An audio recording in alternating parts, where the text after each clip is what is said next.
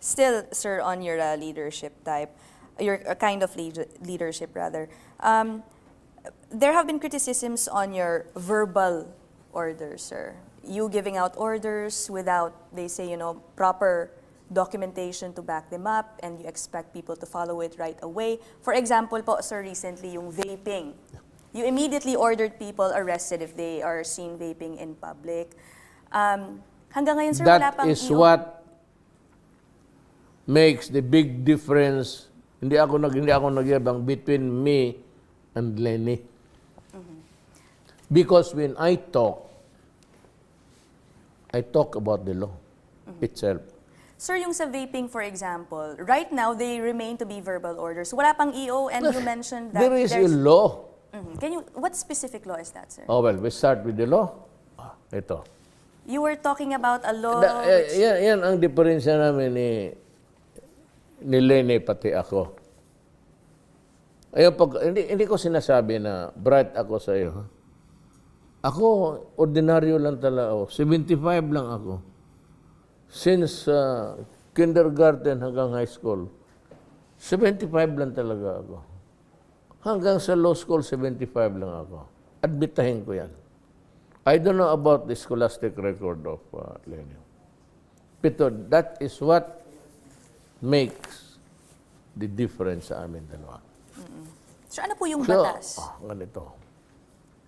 Let's start with vaping. Vaping was intended to be a substitute for what? Cigarettes. Nicotine. Okay? So, sa batas natin ngayon, you cannot smoke a cigarette because there is nicotine dito. Correct? So, ang pagbawal, ang tinatakutan natin dyan, ang nicotine. Okay. Here comes vaping. Puntang ina mo, that is a substitute for nicotine. Nilalagyan ng nicotine yan para bubuga ka rin. So, what the... You still contaminate. If you want to die of cancer, go ahead, but do not contaminate the other people. Sa restaurant, yung cashier, yung mga casino, this is only intended for foreigners. Yeah, correct, but how about the waiters? How about the cashiers? How about the dealer? Ay, gago pala kayo. So, no smoking yan. Okay, let me just tell my story. Yung vaping may nicotine. So, by itself, it is like a cigarette. So, you ought not to be using it in public. Correct? Okay. Okay. You see the logic there? Go ahead, sir. Okay. Now, itong vaping. Vaping is a form of a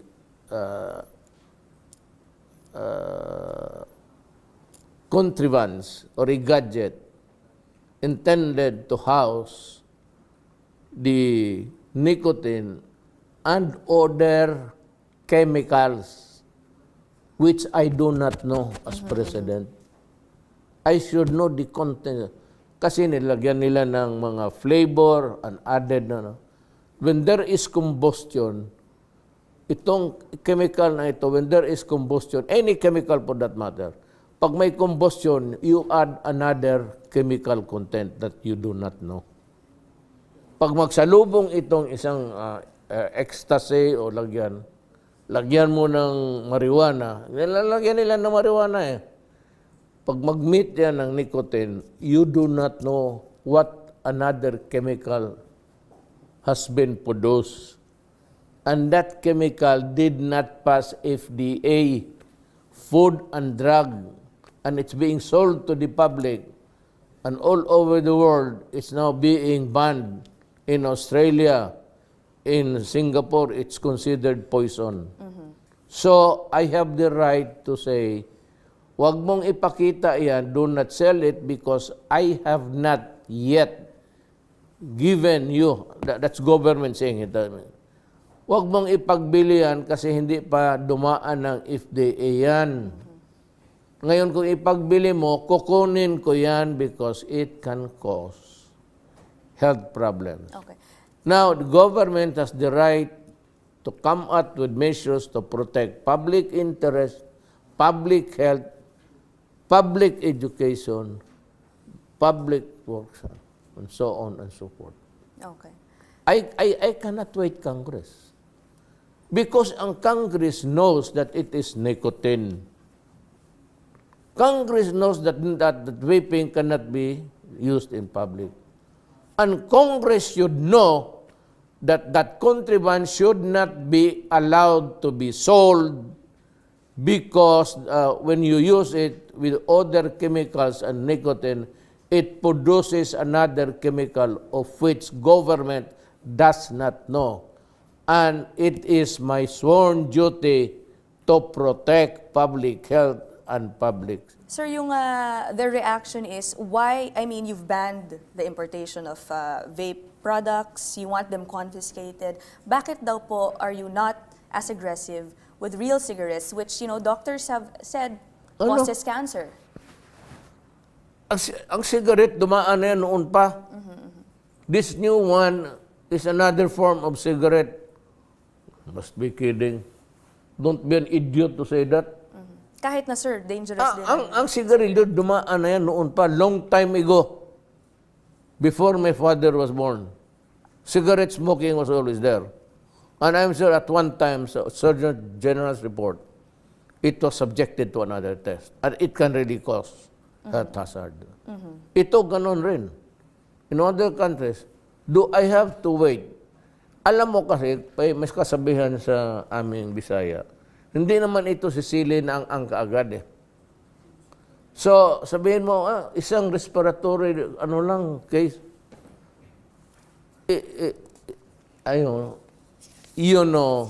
chemicals that destroy the body. Sa katandaan kong ito, I suffered the consequences of smoking nicotine. Okay. Itong mga to, mga bata, itong mga chemicals na sinusup-sup ninyo doon sa baga ninyo, baga is your lung. It grinds slowly, but it grinds exceedingly small. Pagdating ng panahon, hindi mo na mabuo yan. Okay. And I will not be remembered, I will not allow to be remembered as a president who did nothing to help the people in the health issues. Okay. Sir, sa leadership again, sir,